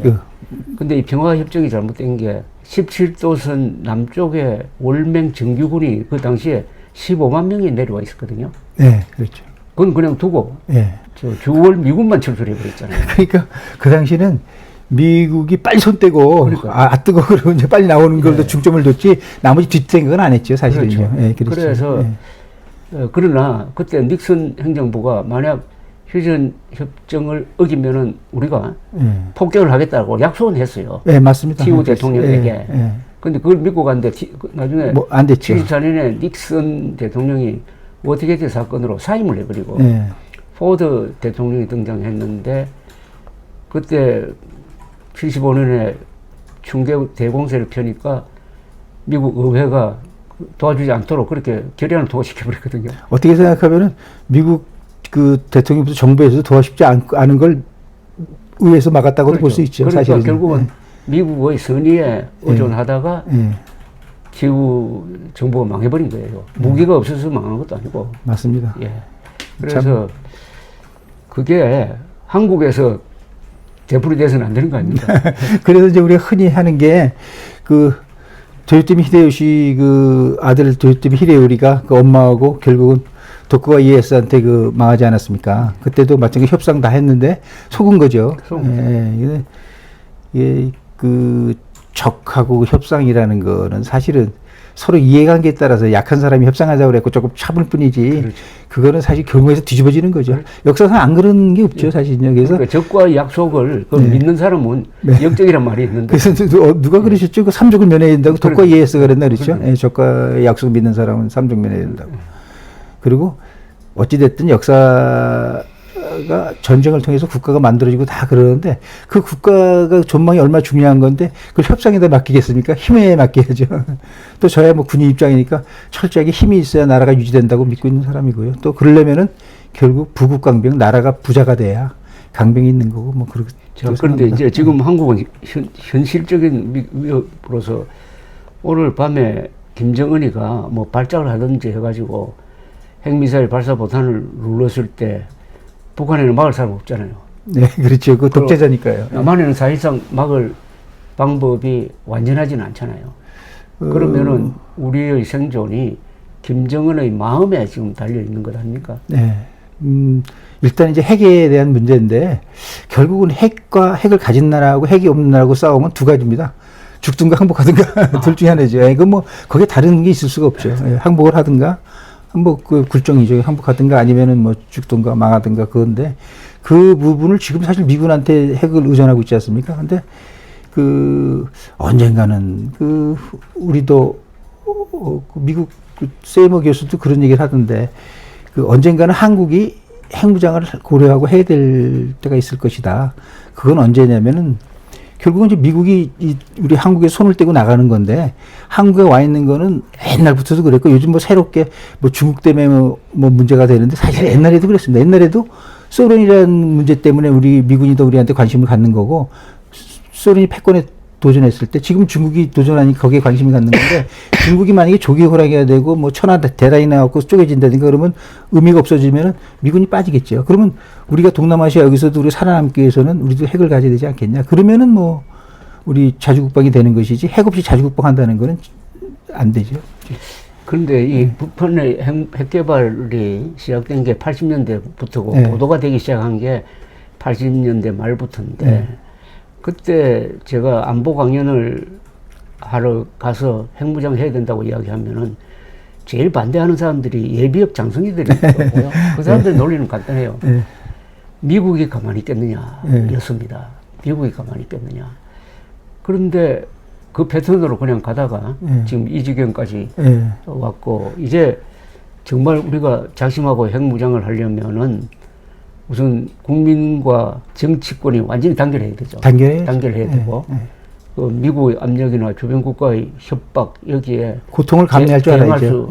있어야 되고 하는 이런 아주 어려운 지경까지 몰렸고 두 번째는 핵무장을 결심한다고 해가지고 거의 1년 내에 될 게 아니라 전문가들의 계산에 의하면은 한 10년 걸린다는 겁니다. 그러면 10년 동안 지속될 이 압박을 우리가 감당할 수 있느냐 하는 딜레마에 지금 속해 있는데 우리 대통령을 빼고는 아무도 한국에서 핵위기에 대해서 이 실존적으로 위기를 느끼지 않고 군대조차 그런 거 아닙니까? 사실은 이제 전자권 문제도 그렇고 핵 문제도 그렇고 군복을 입고 있는 군인 또 입었던 사람들은 전자권도 가져와야 되고 핵들이 있어야 된다고 주장하는 게 맞죠, 사실은. 그렇죠. 그러나 이제 국가 경제라든가 또 주변 국가의 외교적인 문제 이런 걸 생각하는 분들이야 좀 천천히 가자. 그렇죠. 이렇게 얘기할 수 있는데 이상하게 우리는 현역 있는 사람들도 물론 이제 그런 생각을 해서 그런 건지 아니면 우리 군이라는 게 태생적으로 정치권하고 연결돼 있다 보니까 정치권에서 주장하는 거는 같이 따라주는 그런 데 이렇게 습성화돼서 그런지 모르지만 군 출신들이 그게 적극적으로 핵을 무장해야 된다, 전자권을 가져와야 된다 이런 얘기를 잘 안 하죠. 사실. 근데 그거는 반성을 좀 해야 될 것 같아요. 그렇습니다. 그건 저도 그 부분은 그건 저 북한군과 한국군에 있는 가장 큰 차이는 북한은 6.25 전쟁을 결심해본 집단 아닙니까? 아, 그건 대단히 큰 거죠. 큰 그렇죠. 차이죠. 전쟁을 결심해본 나라와 나라도 아니지만 전쟁을 결심해본 집단과 전쟁을 결심해본 적이 없는 사람 사이의 생각의 차이가 있고요. 네. 그리고 전자권 문제는 2005년 무렵 노무현 정부 시절에 그게 큰 문제가 돼가지고 네, 저도 그렇습니다. 전자권 네. 전환, 환수란 말은 그 말 자체가 선동이지만 전환에 반대하는 입장에서 놀이도 펴고 그랬거든요. 네. 그런데 시간이 지나서 딱 20년 지났는데 전자권 전환 이야기가 나오면은 또 아직 우리는 준비가 안 되었다 이러더라고요. 네. 그럼 20년 동안 뭘 한 겁니까? 우리 군은 20년 동안 뭘 한 겁니까? 참. 예, 딜레마인데 이제 그게 더 전자권을 안 갖고 오는 게 더 전투력 면에서 전쟁을 억제하는데 더 효과가 있다 이렇게 하는 논리지요, 사실은요. 그렇죠. 예. 근데 일단은 전자권을 우리가 갖고 있지 않은 뭐 안 갖고 있다고는 할 수 없죠. 공동으로 행사하는 거니까요. 그렇죠. 예, 공동으로 행사하지만 사실은 주도권은 이제 그러니까요. 핵을 안 가지고 있으니까 저쪽은. 주도권은 미군이 갖고 있고 그런 것인데 그 전자권이 없는 거, 아까 말씀하셨지만 그 전쟁을 계획해본 나라하고 안 해본 나라하고 차이가 많다고 그러셨지. 마찬가지 국가도 자기 스스로 세워본 국가하고 남에 의해서 우리처럼 이렇게 남에 의해서 밀려서 그렇죠. 독립된 나라하고는 국민들이 갖고 있는 생각이 천지 차이지 않습니까? 그렇죠. 그렇다시피 전자권 문제도 우리가 갖고 있음으로써 우리가 좀 더 주인의식을 갖고 이렇게 생각을 하다못해 구멍가게도 주인이 생각하는 그렇죠. 거하고 그 밑에 일하는 사원이 생각하는 건 틀리거든요. 근데 우리가 그걸 못 갖고 있다 보니까 주인의식을 안 갖고 있음으로 인해서 오는 병폐가 너무 큰 거죠. 그러니까 사실은 당장은 전자권이 없는 게 더 전투력이 크고 전쟁 억제력을 갖고 있는 건 뭐 누가 뭐래도 사실이라고 할 수 있습니다. 왜냐면 강대국 미국이 그렇죠. 있으니까. 근데 이제 조금 더 100년 대계를 놓고 보면은 그게 없음으로써 일어나는 거 항상 굴정적으로 살아야 되는 거. 그러다 결정적인 시기가 왔을 때 우리가 피해를 본다는 거. 뭐 그런 면에서 우리가 그 전자권을 가져야 되지 않겠냐 하는 생각을 우리 군인으로서는 갖고 있습니다. 군복을 벗은 다음에도 이 장군으로 불리고 또 대사로 불리는 분들이 이제 대사 군인 두 직업인인데 네. 다 나라를 대표했던 사람이거든요. 네. 예. 그런데 우리나라에서는 어떻습니까? 이거 예비역들이 참 많은데 예비역 제향군인회도 있고 성우회도 있고 각또 육사동창회도 네. 있고 이런 분이 사실은 아주 거대한 여론 세력이거든요. 여론 네. 집단이거든요. 예. 근데 그 목소리가 좀 통일되게 무게 있게 나오는 방법이 없을까 하는 생각이 있어요. 예.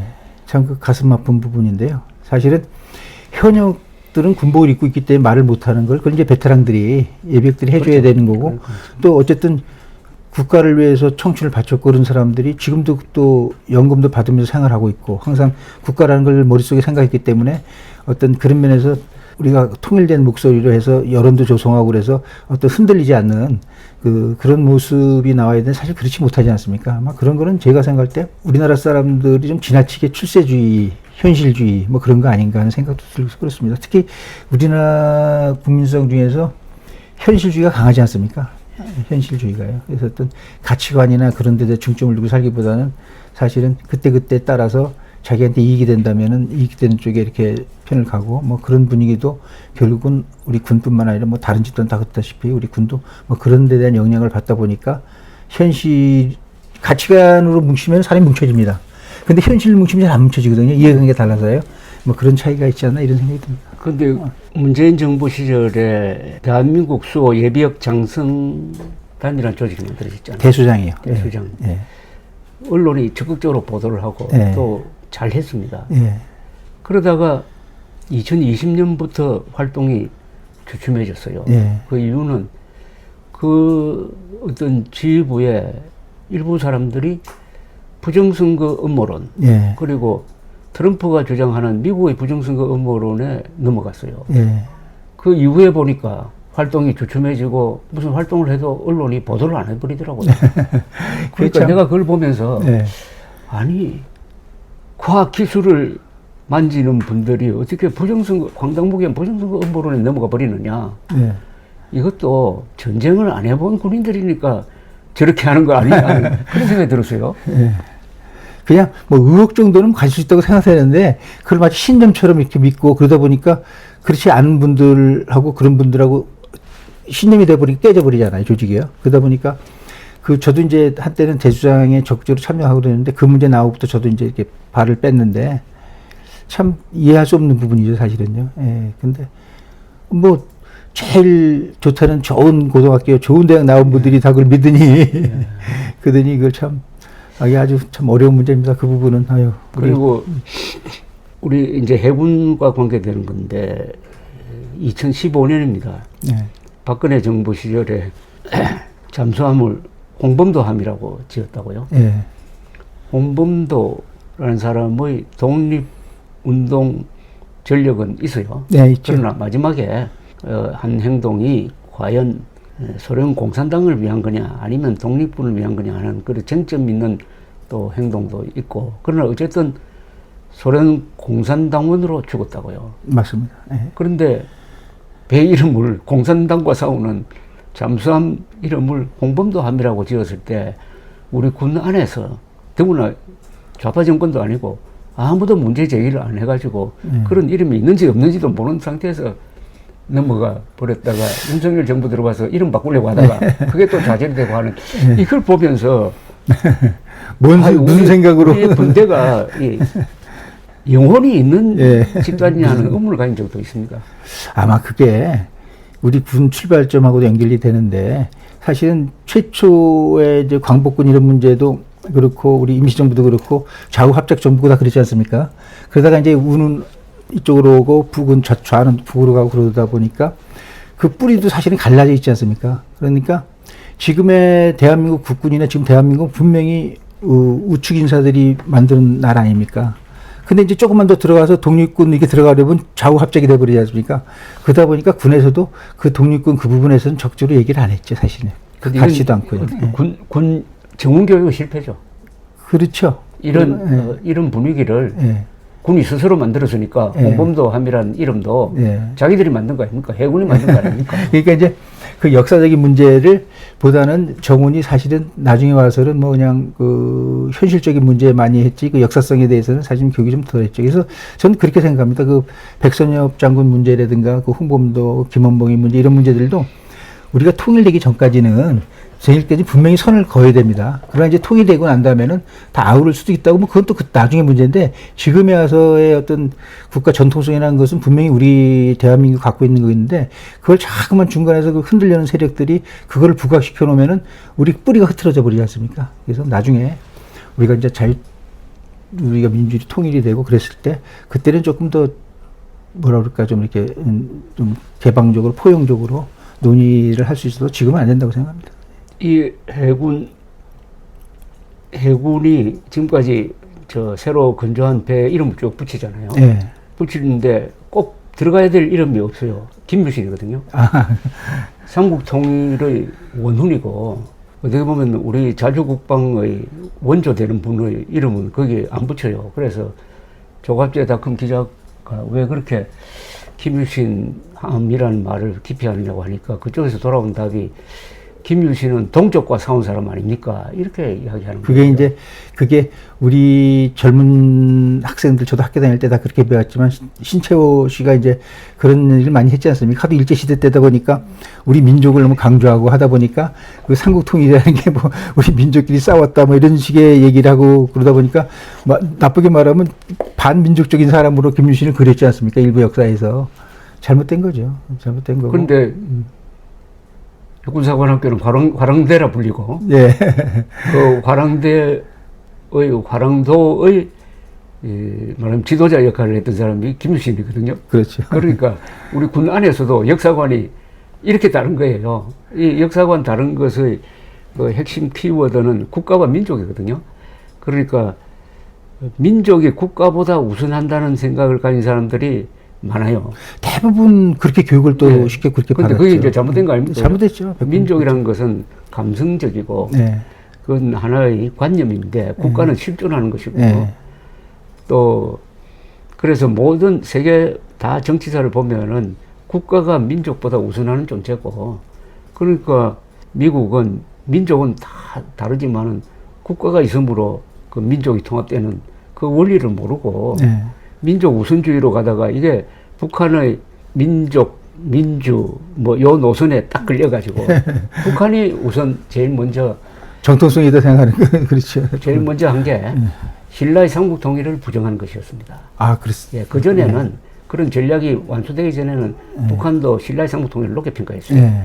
그러다가 역사서를 바꿉니다. 아, 신라 놈들 이렇게 나옵니다. 예.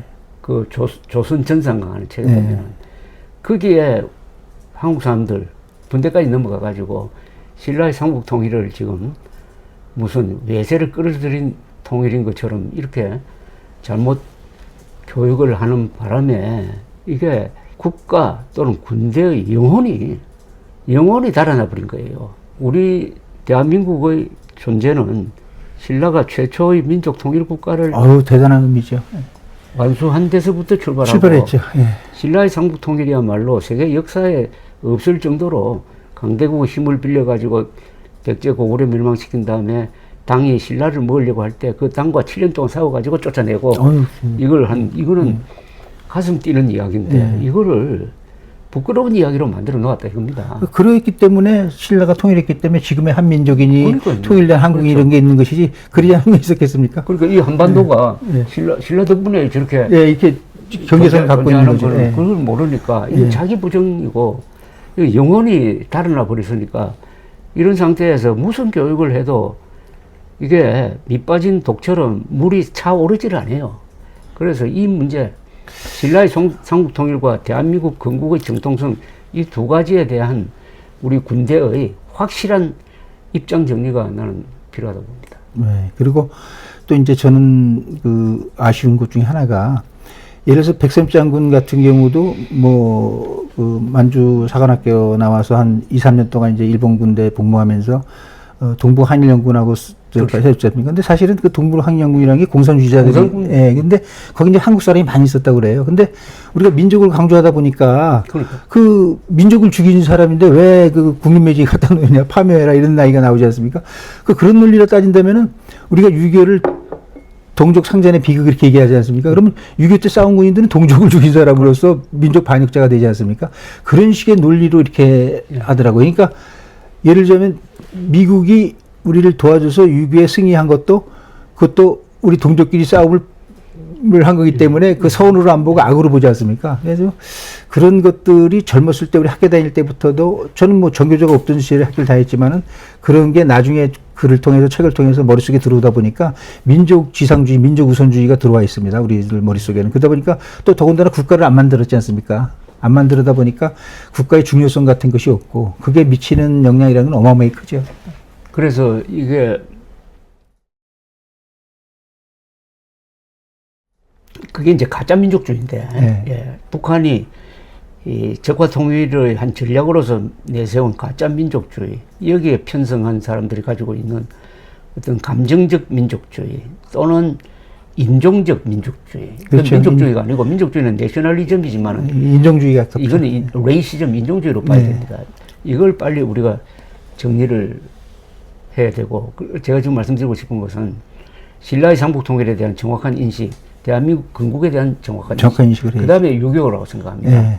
6.25를 동족 상잔의 전쟁이라고 부르면 안 되잖아요. 네, 안 됩니다. 이거는 자유세계를 지킨 승리한 전쟁 아닙니까? 네. 그래서 저는 6.25에 대해서 이런 시각을 갖고 있는데 6.25로 해서 우선 대한민국을 지켜내고 네. 대한민국이 아시아 대륙에서 마지막 자유의 보루로서 번영하도록 했고 일본이 경제 부흥을 했고 서독이 재무장을 했거든요. 네. 나토가 지금과 같은 군사 동맹 체제로 강화되게 만들었고 그 다음에 미국이 6.25 기간 동안에 군사비를 4배로 늘렸습니다. 네, 그렇습니다. 본격적인 대소 네.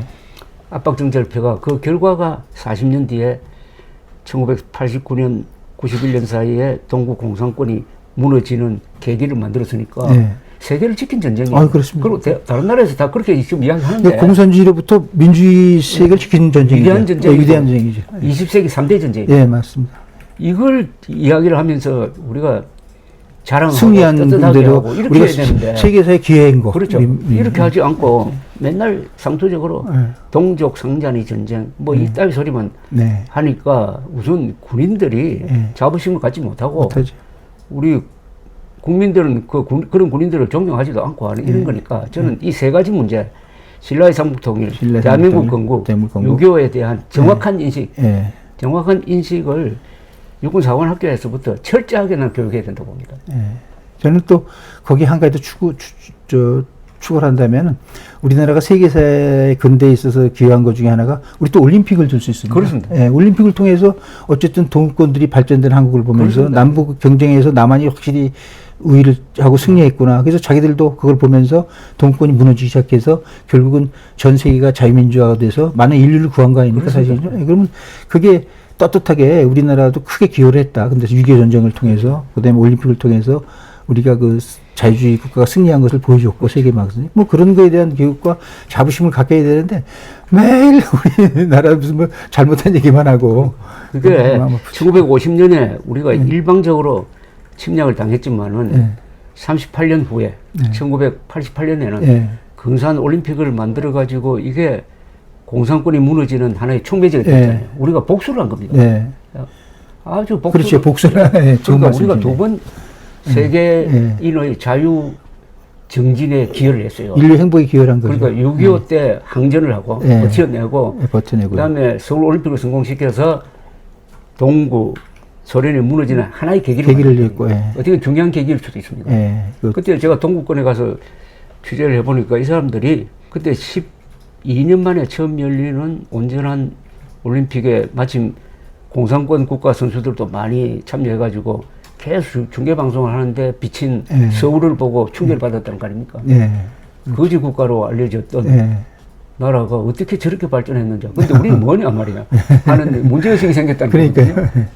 또 우리도 또 그걸 계기로 해서 북방정책 피고 많은 그 해서 지금처럼 이게 자유무역을 해서 얼마나 많이 우리가 성장을 했습니까? 그 덕분에 서로 교류를 그러니까 지금 이렇게 말씀하시다 보면 자랑할 게 네 가지네. 신라의 삼국통일, 대한민국 건국, 그다음에 6.25 막아낸 거예요. 막아낸 거. 6.25 항전, 서울올림픽 4개. 이거는 하여튼 육사 우리 모든 국민들이 이걸 배워야 해야 되는데 특히 이제 자랑스러운 게 사실은 6.25를 막음으로써 자유를 지켰다는 거. 그다음에 올림픽을 통해서 사실은 인류를 구원한 거죠. 동북권의 인류를 구해서 행복하게 한 거니까요. 그것처럼 대단한 위대한 일이었습니까? 그래도 김박 회장이라는 분이 도와주셔가지고 아주 애국적 기업인인데 2023년 다부동 한국전의 두 최고 사령관 이승만 트루만 동상을 만들었습니다. 거기에 제가 글을 썼는데 우리가 여기서 자유세계를 지켰다고 딱 그렇게 찍었어요. 전 보기만 했죠. 요사이 거기에 사람들이 많이 와요. 또 동상도 잘 만들고 김명원 씨가 조각을 했는데 그 앞에서 어린애들이 옹기종기 모여가지고 사진도 찍고 최근에는 트루만 대통령 손자가 와가지고 거기요? 거기 가서 우리 할아버지 잘 만드셨네요 이렇게 이야기를 하더라고요. 그래서 이 예비역 지금도 예비역 이제 장성이 되셨으니까 이제 언론 자유가 있으니까 앞으로 이 대한민국 국군 그리고 우리 민족사에서 이 신라의 위대한 업적 뭐 이런 거를 계속 이야기하는데 더구나 교육기관에 오래 계셨으니까 앞으로도 좋은 책을 더 써주시기를 바랍니다. 감사합니다. 오늘은 뭐 이 정도로 하고 앞으로 이 책을 두고 계속 이 국가와 군대, 국민과의 관계에 대해서 대화를 했으면 좋겠습니다. 약간 이런 기회를 통해서 우리 군인들이 갖고 있는 뭐 아까 제가 서름 얘기했는데 좀 그것이 서름이 좀 이렇게 이렇게 좀 해소되고 그리고 또 우리 국민들이 미워하지 않고 이렇게 해줘서 그 군인들이 조금 더 명예스럽게 그리고 또 활보하고 길거리 좀 떳떳하게 가슴 펴고 활보함으로써 나라를 또 부강하고 그런 게 바람이죠 사실. 그렇죠. 저기 군 통수권자인 대통령이 이 책을 읽어야 되고 대통령이 이해를 해야 되고 그다음에 국민들이 군대를 도와주는 게 결국 결정적인 순간에 군대가 국민을 지키게 된다는 네. 이런 데 대한 어떤 확고한 인식, 그러니까 생각을 많이 해야 될 것 같습니다. 이런 문제는. 그러니까 이게 하다 보면 이제 역사 문제인데 그거가 참 혼란이 있기 때문에 결국은 지금도 우리 사회에 그렇습니다. 문제가 생기지 않나 이런 생각이 들어서 그 역사 문제만큼은 참 많은 우리 지식인들이나 이런 기성인들이 머리 싸매고 고민하고 그래서 좀 이렇게 좀 국가 통합이라든가 어떤 그런 걸 좀 할 수 있도록 해야 될 것 같습니다. 그러려면은 우선 독서를 많이 해야 됩니다. 예. 예. 뭘 알아야 이야기를 하죠. 예. 예. 그렇죠. 감사합니다. 아유, 감사합니다.